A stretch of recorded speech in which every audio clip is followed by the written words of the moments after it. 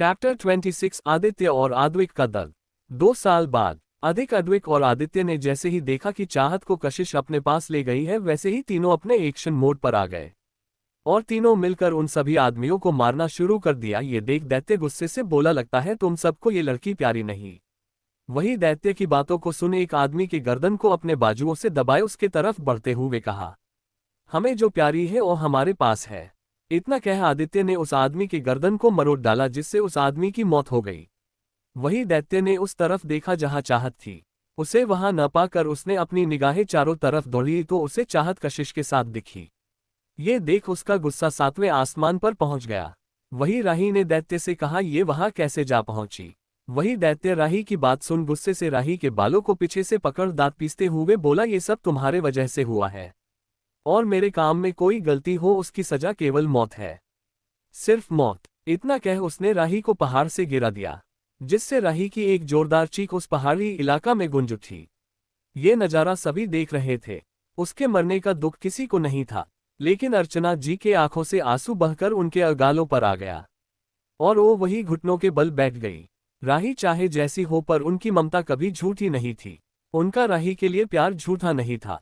राही को भले ही उन्होंने गोद लिया था, पर उन्होंने कभी भी चाहत और राही कोई फर्क नहीं समझा। इस समय अर्चना जी के आंखों से आंसू झरझर बहे जा रहे थे।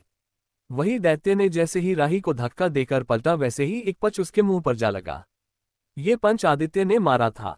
वही दैत्य अपने ऊपर पंच खाता देख आग बबूला हो गया और उसने भी आदित्य के ऊपर हमला कर दिया। इस समय दोनों में बराबर की टक्कर हो रही थी। तभी उस फाइट में आदित्य भी आ गया। वही दैत्य के सारे गार्ड मारे जा चुके थे। अधिक, रुद्र, विराज, रेहान, अतुल और अर्चना जी, ये सब दैत्य और आदित्य आद्विक की फाइट होता हुआ देख रहे थे, जिसमें दैत्य अब अधमरी हालत पर जा पहुंचा था। वही चाहत जो थोड़ा थोड़ा अब होश में थी वो और कशिश एक साइड खड़ी हो, ये सब नजरा देख रहे थे। आदित्य और आद्विक की मार से अब दैत्य मरने के कगार पर था।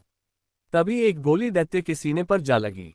ये गोली किसी और नहीं बल्कि रुद्र ने मारी थी। वही गोली खाकर दैत्य जमीन पर जा गिरा।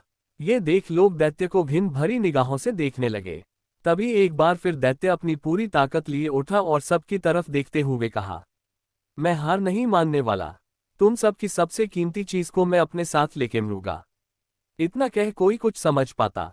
दैत्य अपनी एक आखिरी बार पूरी ताकत लगाकर आगे बढ़ चाहत को लेकर पहाड़ी से कूद गया, जिससे उस पहाड़ी इलाका में चाहत की एक जोरदार चीख गूंज उठी। वही आदित्य, आद्विक, रुद्र जोर से चिल्लाए, बच्चा। तो वही अधिक, कशिश और अर्चना, विराज भी चीखते हुए चाहत का नाम लेकर पुकारने लगे। पर अफसोस उस काली अंधेरी रात में अब कुछ भी नजर नहीं आ रहा था। आदित्य और आद्विक पागलों की तरह व्यवहार करने लगे। उन्हें संभालने के लिए अधिक, रेहान, अतुल लगे हुए थे। तू ही रुद्र के चेहरे पर अब कोई भी भाव नहीं था। उसका चेहरा एकदम शांत हो गया था। उसके अगल बगल क्या हो रहा है, कौन चिल्ला रहा है, कौन रो रहा है, कोई फर्क नहीं पड़ रहा था। ऐसा मानो वह पत्थर का हो गया हो। विराज, अर्चना और कशिश का रो रो के बुरा हाल था। अधिक ने फोन कर सारे कार्ड और यश को बुला लिया था। सारे कार्ड पहाड़ी इलाका में घुसकर चाहत को ढूंढने लगे। वही आद्विक और आदित्य को आउट ऑफ कंट्रोल होता देख अधिक ने बेहोशी का इंजेक्शन दोनों को लगा दिया, जिससे कुछ ही देर में दोनों वहीं बेहोश हो गए। लगातार 3-4 दिनों तक ढूंढने के बाद भी चाहत का कोई पता नहीं चला। वही आदित्य, आद्विक होश आने पर पागलों की तरह वही पहाड़ी इलाका पर बैठे रहे। तभी एक गार्ड उनके पास आया और सर झुका कर बोला, सॉरी सर, हमारे लगातार ढूंढने पर भी मैं का कुछ पता नहीं चला, शायद उन्हें कोई जंगली जानवर। उसे गार्ड ने इतना ही कहा था कि आद्विक और आदित्य गुस्से से उठ खड़े हुए और उस गार्ड को मरने लगे। वहीं पास में खड़ा यश और अधिक जाकर उन दोनों को पकड़कर रोकने लगे। जब दोनों आउट ऑफ कंट्रोल हुई तो अधिक ने गुस्से में आकर एक झापड़ आदित्य के गालों पर मार दिया। ये देख आदित्य घुटनों के बल बैठकर रोने लगा और रोते हुए कहा, अधिक कुछ कर यार, मेरे बच्चे को ढूंढ, मैं उसके बगैर नहीं रह सकता। मैं मर जाऊंगा यार, यह सांसें मुझे नहीं चाहिए। एक एक दिन भारी लग रहा है यार, प्लीज कुछ कर, मेरी जान मेरे बच्चे को लाकर दे दे यार। इतना कह आदित्य रोने लगा। वही अधिक, इसने एक दूसरे को देखा, आंखों ही आंखों में कुछ इशारा किया। अधिक आदित्य को अपने साथ कुछ दूरी पर लाया। अधिक ने आदित्य से कहा, मैं जानता हूं इस वक्त तुझ पर क्या बीत रही है। अगर तूने अपनी खोया है तो मैं भी अपना बहन खोया है, पर इस वक्त तुझे आद्विक का सहारा बनना पड़ेगा, क्योंकि उसने भी अपनी पत्नी खोई है जिससे वह बहुत प्यार करता था। बाकी तो खुद समझदार है, इतना कहा अधिक अतिथि की तरफ देखने लगा। इस समय आदित्य का चेहरा बिल्कुल शांत हो गया था। वही यश ने भी अद्विक को आदित्य का वास्ता देकर चुप कर दिया था। आदित्य ने अधिक से कहा, मैं अपने भाई अद्विक के लिए शांत हूं, पर उसे आना होगा, हमारे लिए आना होगा। और मेरा दिल कहता है वह जिंदा है और वह आएगी, हमारे लिए जरूर आएगी। इतना कहना अद्विक और आदित्य दोनों वहां से चले गए। उन दोनों के जाने के बाद अधिक ने कहा, काश तेरी बात सच हो आदित्य। इतना कहा अधिक के आंखों में आंसू आ गए। 2 साल बाद चैप्टर 27 आदित्य और आद्विक की तड़प। मिलिए तमन्ना से। 2 साल बाद ओबराय विला हॉल में इस वक्त रुद्र डाइनिंग के पास बैठ अपना ब्रेकफास्ट कर रहा था। उसके अगल बगल इस वक्त एक मेड के अलावा कोई नहीं था। तभी अर्चना जी हाथों में खीर लेकर आते हुए बोली, रुद्र देखो मैंने तुम्हारे लिए खीर बनाई है, खा के बताना कैसी बनी। वही रुद्र चुपचाप अपना ब्रेकफास्ट कर वहां से उठ अपना ऑफिस बैग लेकर निकल गया। ना रुद्र ने अर्चना जी के तरफ देखा और न ही उनकी बनी खीर को छुआ। वही रुद्र का इस तरह से चुपचाप चले जाना अर्चना जी के आंखों में आंसू आ गए। ऐसा ये पहली बार नहीं था, ऐसा ये 2 सालों से होता चला आ रहा था। और वो भी बिना अर्चना जी के तरफ देखे बाहर जाने लगा, जिसे देख अर्चना जी बोली, बेटा ब्रेकफास्ट तो कर लो। अर्चना जी की बातें सुन रेहान मेड की तरफ देखते हुए कहा, मैं डिनर बाहर कर लूंगा। इतना कह वो बाहर निकल गया। ये देख अर्चना जी के आंखों आंसू बहने लगे। तभी पीछे से उनके कंधों पर किसी ने हाथ रखा। अपने कंधों पर किसी का हाथ महसूस कर अर्चना जी ने पलट कर देखा तो ये विराज जी थे। विराज को देख अर्चना विराज के गले लग के रोने लगी और कहा, आखिर इसमें मेरी क्या गलती है। अर्चना की बातें सुन विराज ने कहा, इसमें तुम्हारी कोई गलती नहीं है, बस उन्हें ये लगता है कि आपकी दोस्ती गलत इंसान से करने के कारण ही और दैत्य जैसा हमारी जिंदगी में आया और हमारे घर की खुशियों को अपने साथ ले गया। वही राठौड़ विला में इस वक्त एक कमरे में एक हैंडसम सा आदमी बेड पर लेटा हुआ था। तभी उसके पास एक उसी की तरह एक हैंडसम सा आदमी आया और कहा, आदित्य उठो वरना हमारी जान हमारे बारे में क्या सोचेगी, देखी कैसे देख रही है। वही ये आवाज सुना आदित्य अपने बिस्तर से तुरंत उठकर सामने देखते हुए कहा, जान सॉरी नौ कल ज्यादा हो गई थी, इसलिए लेट तक सोता रहा और ये सब इस अद्विक के कारण हुआ है। तभी अद्विक गुस्से से बोला, अच्छा अपनी गलती छुपाना कोई तुमसे सीखे। इतना कह अद्विक बाथरूम में चला गया। Bathtub shower. वही आदित्य ने सामने देखते हुए कहा, क्या आप हमें गले नहीं लगाएगी। वही आदित्य के सामने चाहत की मुस्कुराता हुई फोटो लगी हुई थी। आदित्य चाहत के फोटो के पास आया और बोला, जितना तड़पना है तड़पा लो, जिस दिन तुम नजरों के सामने आए न उस दिन हम तुमसे हर दिन हर रात का गिन गिन के बदला लेंगे। तभी आद्विक बाथरूम से बाहर निकला और आदित्य को देखकर कहा, आदित्य जल्दी करो, आज हम हमारे नए होटल के लिए देहरादून निकलना होगा, आज उसकी ओपनिंग है। आद्विक की बातें सुन आदित्य ने कहा, तू चला जा, मैं आज छुट्टी पर रहना चाहता हूँ। आदित्य की बात सुन अद्विक ने कहा, चलेगे तो साथ, नहीं तो भूल जा कि मैं वहां अकेले जाऊंगा। अद्विक की बात सुन आदित्य ने सरनामे हिलाया और नहाने के लिए बाथरूम में चला गया। कुछ ही देर में वो भी फ्रेश होकर बाहर आया और दोनों ही तैयार होकर देहरादून के लिए निकल पड़े। देहरादून। तमन्ना तमन्ना सुन तो रुक जा बेटा, अपनी टिफिन तो लेती जा। ये कह एक औरत अपने हाथ में टिफिन लिए आगे बढ़ी जा रही थी। वही उस और के आगे एक लड़की जिसका नाम तमन्ना था, उसने काले कलर सूट पहन रखा था और पैरों में चप्पल जो अब टूटी तो तब वह सूखी सीपट में चलते हुए आगे बढ़ के जोर से पीछे देखते हुए बोली, नहीं मम्मी मुझे नहीं लेना टिफिन, आज होटल की ओपनिंग है तो सारे ऑफिस के लोगों का खाना आजा वही मिलेगा और आज हम खूब दबा के खाएंगे और हो सके तो आपके लिए भी ले आएंगे। इतना कहती हुई तमन्ना सिंह ऑटो में बैठकर निकल गई। वही पीछे से तमन्ना की मां अपने आप से बोली, हे भगवान क्या करूं। वही देहरादून के सबसे बड़े ऑफिस की ओपनिंग में काफी भीड़ इकट्ठा हुई थी। बाहर मीडिया वाले कैमरा लिए राठौड़ ब्रदर का इंतजार कर रहे थे और ऑफिस के अंदर सारे स्टाफ और ऑफिस के मैनेजर अपने बॉस का इंतजार कर रहे थे। वही तमन्ना अपनी बगल की खड़ी लड़की जिसका नाम रूही था उससे बोली, यार रूही जी ऑफिस के बॉस कब आएंगे, बहुत जोरों की भूख लगी है यार। तभी ऑफिस के बाहर 10-12 लग्जरियस गाड़ियां एक साथ आकर रुकी। सभी गाड़ियों से गार्ड निकलकर हर तरफ अपनी नजरें घुमाई। फिर उनमें से 2 गार्ड जाकर बीच वाली गाड़ी के पास जाकर दोनों तरफ का गेट खोल दिए। उस कार के एक तरफ से आदित्य और दूसरे तरफ से अद्विक बाहर निकले। वे जैसे अपने कदम बाहर निकले तभी उनका दिल बेचैन हो उठा और दोनों ने एक साथ कहा, बच्चा जान। तभी उन दोनों को मीडिया ने घेर लिया और कहा, मिस्टर राठौड़ आप अपने इस ऑफिस का नाम मेरी चाहत रखा है, क्या हम जान सकते हैं। ये चाहत कौन है? उस रिपोर्ट की बात सुन आदित्य ने कहा, ये सब लोगों के लिए भले ही एक नाम हो, पर हमारे लिए पूरी जिंदगी है। तभी एक और रिपोर्ट ने कहा, सर आपकी इस ऑफिस की कुछ खासियत बताए। रिपोर्ट की बात सुन अद्विक ने कहा, हमारे ऑफिस में उन सभी को मौका मिलेगा जिनके अंदर कुछ करने का हुनर है। For example cooking, dancing, fighting और भी जो तुम्हारे अंदर हुनर हो। इतना कह दोनों भाई अंदर चले गए। ऑफिस के अंदर दोनों भाइयों को देख सारी लड़कियां आहें भरने लगी। वही हमारी तमन्ना इन सब से अलग, उसका सारा फोकस काउंटर की तरफ था जहां वेटर खाने को ढके खड़े थे। वही अद्विक, आदित्य सीधा सेटेज पर जाकर खड़े हो गए और एक आदमी दौड़ते हुए आया और उनके हाथों में माइक देकर चला गया। माइक माइक, आदित्य माइक लिए सभी की तरफ देखते हुए कहा, हेलो एवरीवन, हमारे इस ऑफिस में सभी हुनरबाजों का ये वेलकम है। आई होप आप सब इस पार्टी को एंजॉय कर रहे होंगे। मेरी तुम सब से यही उम्मीद है कि आप सब अपना काम मन लगा कर करेंगे। फिर अद्विक ने कहा, see let's enjoy your party. इतना कह दोनों वहां से जाकर बार काउंटर पर बैठ अपना ड्रिंक एंजॉय करने लगे। वही उस ऑफिस का मैनेजर तमन्ना के पास गया और कहा, तमन्ना ये तुम्हारे लिए अच्छा मौका है, तो जाओ एक बढ़िया सा गाना स्टेज पर जाकर का गाओ। वही रूही भी बोली, हाँ तमन्ना जा और अपने गाने से सबको मोहित कर दे। वही तमन्ना मैनेजर की बात सुन बोली, पर सर खाना खत्म तो नहीं हो जाएगा ना?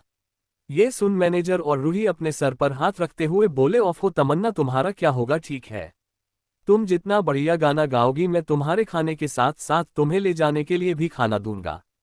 ये सुनते ही तमन्ना खुश हो गई और बोली, अब देखिए एक असर, ये तमन्ना ऐसा गाना जाएगी कि यहाँ बाकी सब झूमने पर मजबूर हो जाएंगे।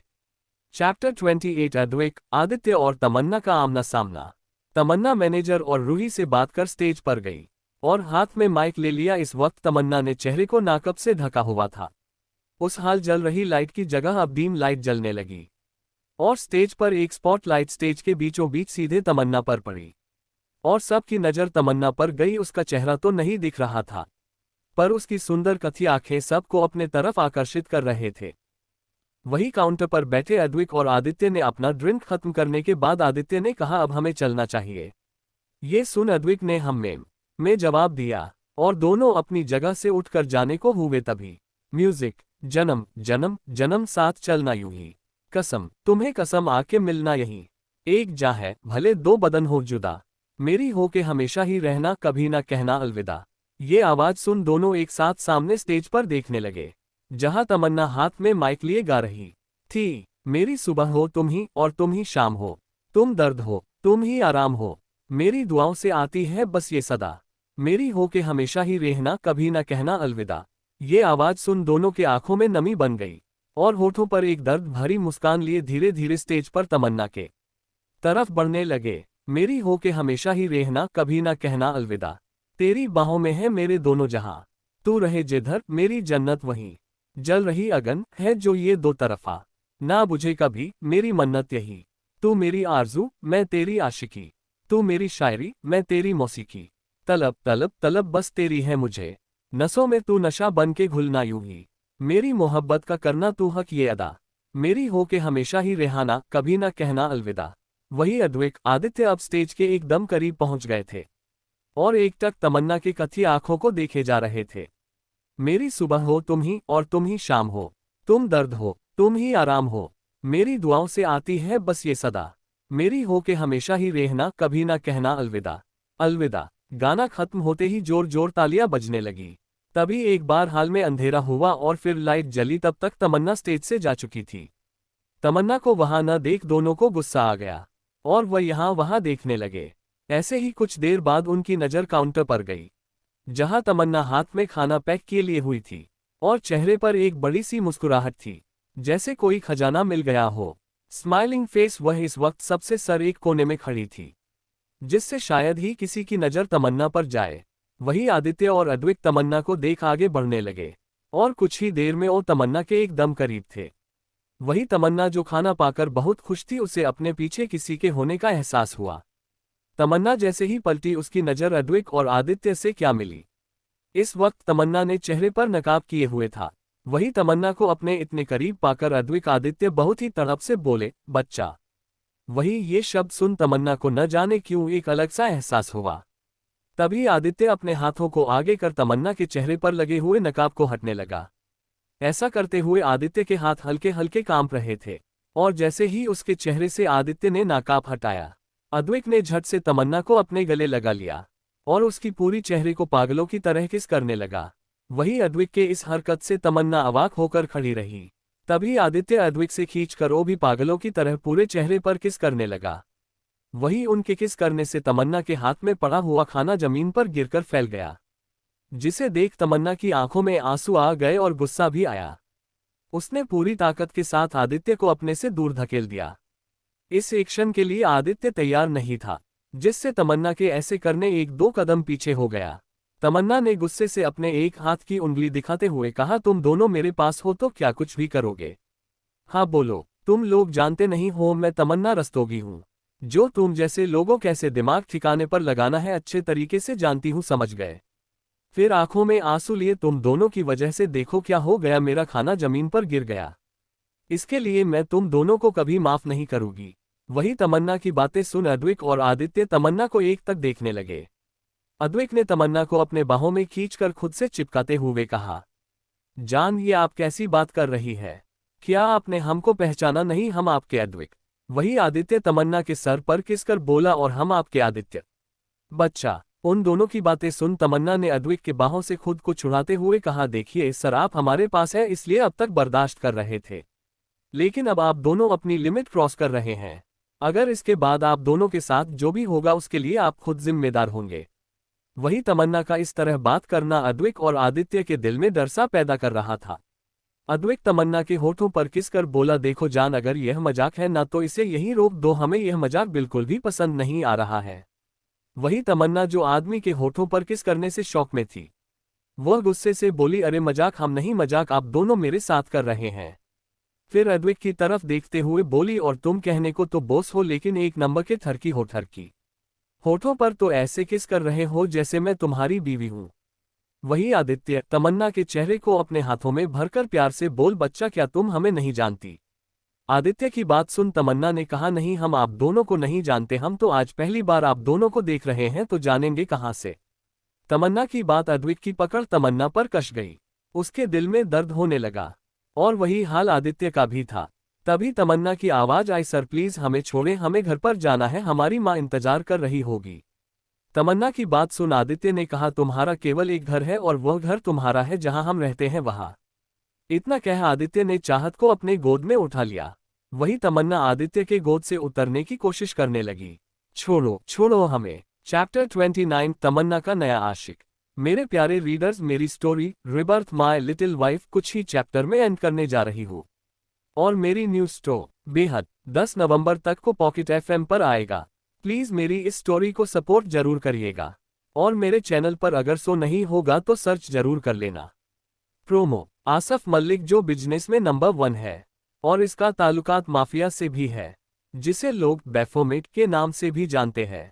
इसकी पर्सनैलिटी ऐसी कि किसी को भी अपने तरफ आकर्षित करने पर मजबूर हो जाए, और हैंडसम इतना कि कोई भी लड़की अपना दिल हार जाए। आसफ के पास किसी भी चीज की कमी नहीं थी, पैसा, रुतबा, लड़कियां, यहाँ तक कि दुश्मनों की भी। आसफ को पाने के लिए लड़कियां कुछ भी करने को है तैयार। पर आसफ के दिल पर करती है कोई और राज, जिसका नाम है फिजा, जिसे पाने के लिए आसफ करेगा हर हद पार। वही हमारी मासूम सी है फिजा, आसफ की फूफी की बेटी। हर चीज में माहिर और उतना ही बच्चपना, ये अपनी बचपन से करती है सबको परेशान, और सबकी लाडली। वैसे आसफ से उसका परिवार भी थोड़ा डरता है, पर सबसे ज्यादा फिजा डरती है आसफ से, ये तक उसके नाम से भी। फिजा जितना हो सके उतना आसफ से दूर रहती है। एक तरफ से आसफ का पागलपन और दीवानगी, तो दूसरी तरफ है फिजा का डर। तो क्या रंग लाएगी आसफ की मोहब्बत? स्टोरी नेम बेहद। आते हैं स्टोरी पर। अद्विक आदित्य चाहत को अपने गोद में लिए वहां के पार्टी से निकल गया। वही चाहत उनके गोद में छटपटाते हुए बोली, छोड़े हमें, हमने कहा छोड़े। कुछ देर बाद अद्विक और आदित्य चाहत के साथ एक होटल के कमरे में थे। आदित्य चाहत को बेड पर बैठे हुए प्यार से बोल, बच्चा आपको भूख लगी थी ना? रुको मैं खाना मंगवाता हूँ। आदित्य की बातें सुन चाहत ने कहा, हमें कोई भूख नहीं लगी है, हमें यहाँ से जाने दीजिए, हमारी माँ हमको ढूंढ रही होगी। पर आदित्य ने चाहत की एक भी बात नहीं सुनी, और उसी कमरे में रखे फोन से फोन कर खाना मांगा लिया, और बारी बारी से फ्रेश भी हुए, और चाहत का भी हाथ मुंह धुलवाया। कुछ देर खाना आजने के बाद आदित्य चाहत को गोद में लिए वही सोफे पर बैठ गया। वही चाहत के आंखों से आंसू बह जा रहे थे। ये देख अद्विक ने कहा, अगर अब तुम्हारे आंखों से आंसू निकल तो तुम्हारी मां हम जिंदा नहीं छोड़ेंगे। अद्विक की धमकी सुन चाहत टुकुर टुकुर अद्विक को देखने लगी। अद्विक के आंखों में गुस्सा देख चाहत डर गई और जल्दी से अपने हाथों से अपने आंखों से बहते आंसू को पोंछते हुए बोली, देखो हम नहीं रो रहे, प्लीज मेरी मां को कुछ नहीं करना। तमन्ना की बात सुन आदित्य ने कहा, ठीक है तो चुपचाप खाना खाओ। इतना कह आदित्य अद्विक चाहत को बारी बारी खाना खिलाने लगे। वही चाहत भी अब चुपचाप खाना खा रही थी, पर उसके आंखों से आंसू रुकने का नाम ही नहीं ले रहे थे। खाना हो जाने के बाद आदित्य और अद्विक चाहत को लेकर बेड पर लेट गए। इस समय चाहता आदित्य और अद्विक के बीच में थी और उसे बहुत डर और अजीब लग रहा था। उसने हिम्मत करके पूछा, सर मेरी गलती क्या है, क्यों लाए हैं ये पर? वही अद्विक और आदित्य चाहत के करीब होते हुए, गलती तो तुमसे हुई है। पहले ये कि हमसे इतने सालों तक दूर रही, दूसरी ये कि तुम हमें भूल गई। लेकिन कोई बात नहीं, पुरानी यादें न सही, हम अब नए यादें बनाएंगे। वही चाहत को उनकी बातें समझ नहीं आई। उसने सिसकते हुए कहा, अगर हम समय से घर नहीं गए तो हमारी मां हमें ढूंढने लगेगी और लोग तरह तरह की बातें बनाएंगे। प्लीज सर हमें जाने दे। चाहत की बात सुन आदित्य चाहत को अपने ऊपर करते हुए बोला, तुम्हारे केवल हम हैं और कोई नहीं, समझ आया? अब चुपचाप सो जाओ वरना हम तुम्हें किस कर लेंगे। इतना सुनते ही चाहत ने अपनी आंखें बंद कर ली। वही आदित्य चाहत के बालों को बड़े प्यार से सहला रहा था, जिससे चाहत कुछ ही देर में सो गई। अपने सीने पर चाहत की गर्म सांसें महसूस कर आदित्य समझ गया कि चाहत सो चुकी है। वही बगल में लेटा अद्विक चाहत को एकटक देख रहा था। तभी आदित्य ने कहा, डोंट वरी अद्विक, मैंने डॉक्टर को मैसेज कर दिया है। कल बच्चा का चेकअप होगा, तब हमें जल्द ही पता चल जाएगा कि बच्चा हमें क्यों नहीं पहचान पा रही है।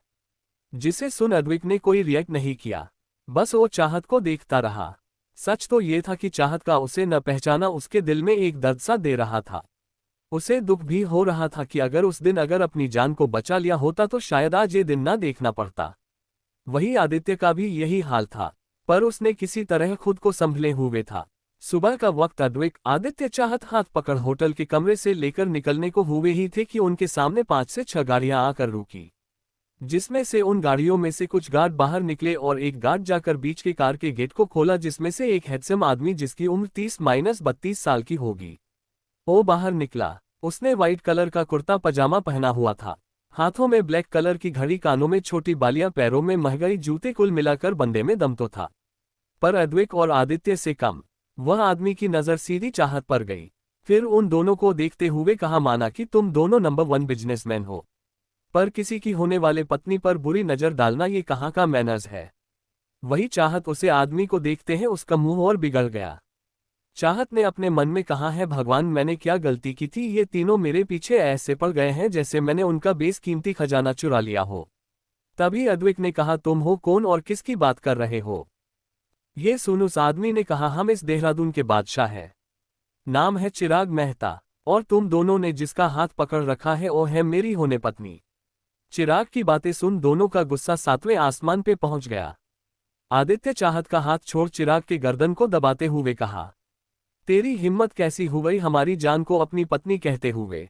वही चिराग अपने गर्दन को छुड़वाते हुए दबी आवाज में बोला, छोड़ो मुझे, मुझे हल्के में लेने की कोशिश मत करो, इसका अंजाम बहुत बुरा हो सकता है। चिराग की धमकी सुन आदित्य के ऊपर कोई असर नहीं हुआ। उसने चिराग के गर्दन पर अपनी पकड़ और कस दी। तभी बंदूक की आवाज आए और एक गोली आदित्य के बाजू पर आ लगी। चैप्टर 32 साल पहले। आदित्य चिराग के गर्दन पर पकड़ कस दी, जिससे चिराग की सांस धीरे धीरे रुकने लगी। तभी एक गोली आकर सीधे आदित्य के हाथों पर लगी, जिससे आदित्य की पकड़ चिराग के गर्दन से छूट गई। वही ये देख चाहत और अद्विक दोनों आदित्य के पास आए।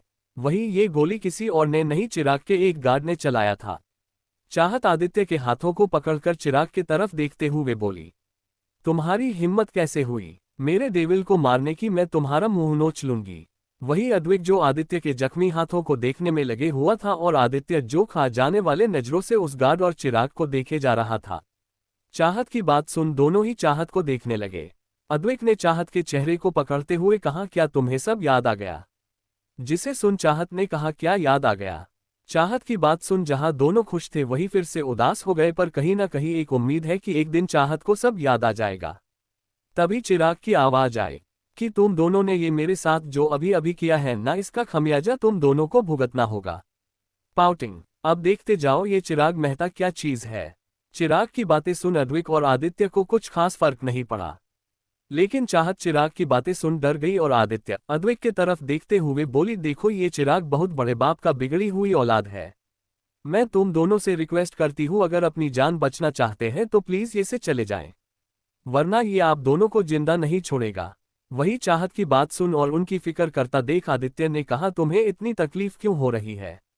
अच्छा ही तो है कि वो हमें मार डालेगा, इससे तुम्हारे रास्ते का कटा हट जाएगा और तुम हमसे आज़ाद हो जाओगी। आदित्य की ये बात सुन चाहत ने कहा, देखिए सर, हम आप लोग की तरह नहीं है कि केवल अपनी ही खुशी देखे सामने वाला चाहे जितने तकलीफ में हो। हमारे अंदर आप लोगों की तरह इंसानियत नहीं मरी है, इसलिए कह रहे हैं आप लोग ये से चले जाए। अद्विक चाहत के करीब आते हुए कहा, जान आप चिंता मत करिए जरा, हाँ हम भी तो देखें इस चीज को कि केवल खाली पैकेट में हवा भरा हुआ है या वाकई ही में उसमें ताकत है। इतना कह अद्विक ने चाहत को अपने बाहों में भर लिया और धीरे धीरे होठों की तरफ बढ़ने लगा। तभी एक आवाज आई, तमन्ना बेटा। ये आवाज सुनते ही चाहत के कान खड़े हो गए और चाहत ने धीरे से कहा, माँ।